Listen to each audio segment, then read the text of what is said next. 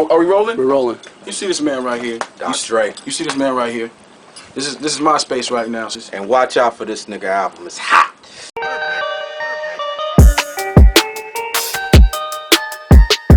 What up, guys? It's your boy Ali, and welcome to Hip Hop Forever. Now, in 2004, Bishop Lamont released his first mixtape called Who I Gotta Kill to Get a Record Deal.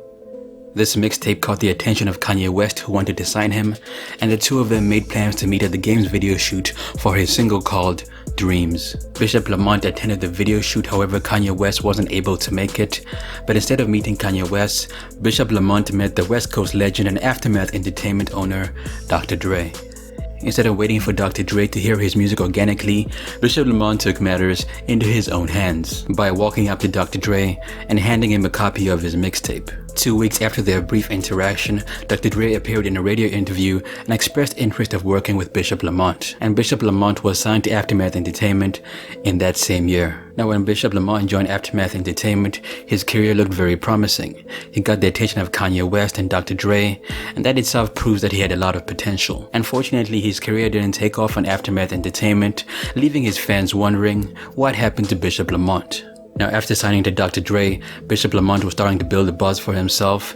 He appeared in a couple of video game soundtracks, namely True Crime Streets of LA, Madden 2007, and NBA Live 06, amongst others. Bishop Lamont was also supposed to be heavily involved in the creation of Detox. He was also recording his own album called Reformation at the same time. He kept talking about the Reformation for years, however nothing really materialized. Now, Bishop Lamont spent 5 years at Aftermath Entertainment. During that time, he put a lot of work in. He released a bunch of street mixtapes, and apart from working with Dr. Dre, he worked with some of the hottest producers in the game. His album release date kept changing, and this made him feel like he was letting his fans down. People would walk up to him and ask him when his album was coming out, and he wouldn't have an answer for them. After almost 5 years of sitting there and working with every producer in the world, it's kinda unfair to the fans and my family and myself to keep telling people something when the release dates change. People are waiting. People are anticipating. They be like, when it's gonna happen? After a while, it's like, damn. It kinda becomes like my album is Detox-like.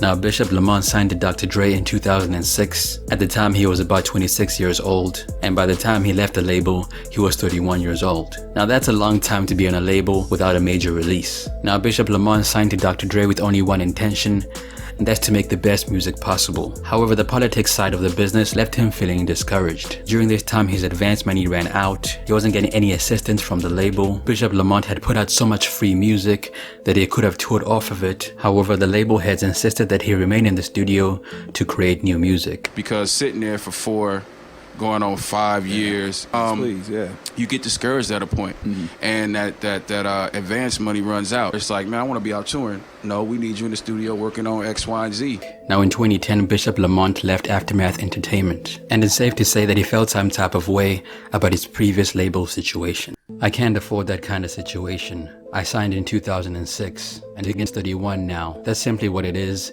and it feels so good. It was Shawshank Redemption, and finally, I'm pleased to announce, because there's no gag orders and any legalities, my lawyer told me I can speak. I'm free.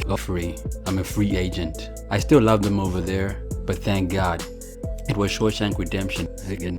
I was going out to the prison yard, shaking gravel out my pants every day, going back in, trying to crawl through the sewer. Now, Bishop Lamont didn't leave Aftermath without anything to promote. Dr. Dre gave him the masters they recorded together, which totaled over 700 songs, and Bishop Lamont made it known that he was about to release them over the years. Now, I used to wonder why Dr. Dre had so many unreleased songs with Bishop Lamont when he knew that people were anticipating his music. The fans were eagerly awaiting Bishop Lamont's album. However, according to Bishop Lamont, Dr. Dre had too many responsibilities at the time, and he couldn't give a lot of his artists the attention that they needed. Dre's got other obligations and responsibilities that's bigger than breaking new artists. It becomes a corporate situation. If you don't understand the business side, it can put a strain on your personal ish and think it's intentional. That's not the case. Now, Bishop Lamont got to elaborate on how the business side of things got in the way of his career during one of his interviews. Now, one of the reasons his album didn't come out under Aftermath is because Detox kept being pushed back. It appears as though Dr. Dre's need to put out the perfect album at the perfect time hurt his artists' careers. As mentioned earlier, Bishop Lamont left Aftermath Entertainment with over 700 songs. Dr. Dre had him in the studio every day, recording songs for an album that would never come out. Because at the end of the day, no artist was allowed to drop an album until Dr. Dre did. You couldn't have a release date. Wasn't nothing gonna come out anyway until Detox came out. So you was just spinning your wheels for nothing. Now, we all love Dr. Dre. His contribution to hip-hop is immeasurable, but everyone can admit that one of his major flaws is his need to make every song perfect. He has a knack for taking his time with his artist projects, and some of them remain on the shelf because of this very reason. Now, Stack Quo got to speak on this during one of his interviews. Now, for those of you who don't know, Stack Quo was signed to both Shady Records and Aftermath Entertainment at the end of 2003. During his time with the labels, he found out that Dr. Dre's involvement was hindering his career. Similar to Bishop Lamont's situation, Dr. Dre was taking his time with the project. He was trying to make everything perfect, and this wasted a lot of time, and this prevented the album from coming out. Now, there's another reason why Dr. Dre and Bishop Lamont parted ways.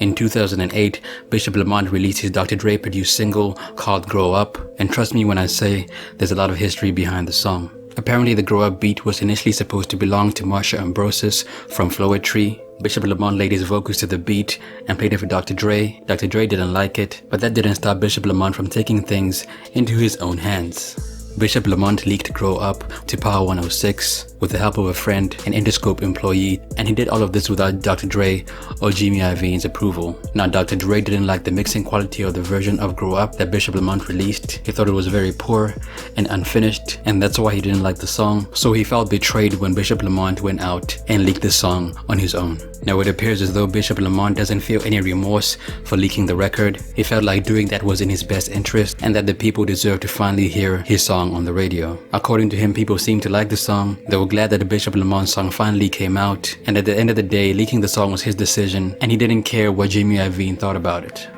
Yeah, that's why everybody loves that record. Jimmy is about making money, but he can't stop the move. That record is still everywhere, and we are still shooting the video, so it didn't stop anything. You can't stop the music.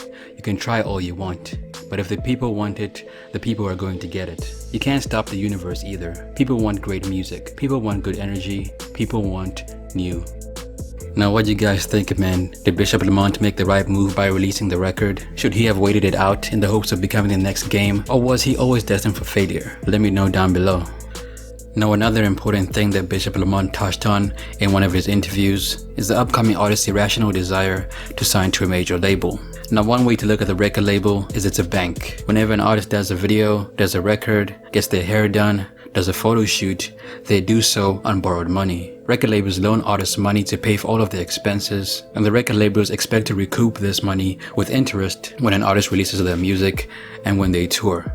That's if the artist signs a 360 deal. Bishop Lamont warned upcoming artists to beware of major labels, and that even if they are talented, they might not blow up on a major label because of the behind-the-scenes aspects of the music business. In other words, the politics. Now, Bishop Lamont also compared being on Aftermath to being a slave. I want artists to start thinking of this. Stop thinking a major is going to do everything for you. A major is like being a free person and walking onto a plantation and saying, "Please put me on the field and let me be a slave." Or, "Hey, let me be a house again. If you don't like hard work, then be my guest and go to a major." For some people it works, but in this day and age, it's more important to be indie. I was on the biggest label there is, and there is a lot of downside to it. There's a lot of overhead and debt that is not even yours, but you're responsible for it. So when you sign the deal, you're gonna be in the red. You're not gonna be in the black. They're gonna make sure you're never in the black. And by those terms, I mean you're always gonna be in debt. When you take the deal, it's a bank loan, and it has super interest on it. Now, it appears as though Dr. Dre and Bishop Lamont are still on good terms. He still considers Dre to be his bigger brother. However, he felt like the situation with Interscope and Aftermath didn't serve his purpose, and that's why he decided to leave the label. It's gonna work out for you. Yeah. And that's what it did for me when we reconnected, like 2 years ago now, and got to sit down like men. He was big enough to apologize to me for what transpired in that situation. Now it appears as though Bishop Lamont isn't a priority on most people's playlist. His Spotify page gets about 23,000 monthly listeners. His YouTube page has about 10,000 subscribers. Some of his music videos get about 10k views. And for an artist that was once signed to Dr. Dre, those numbers aren't really good. Now for those of you wondering if he's still very active in music, the answer is yes. He has been dropping multiple projects over the years. Now considering the fact that his time on Aftermath wasn't fruitful, I wonder if Bishop Lamont ever wonders what would have happened if Kanye West was able to make it to the Game's video shoot. What if Bishop Lamont signed to Kanye West instead of Dr. Dre? That's it for me, man. It's your boy Ali. What happened to Bishop Lamont in your opinion? Let me know down below. Also, if you have any video requests, be sure to let me know as well. Peace.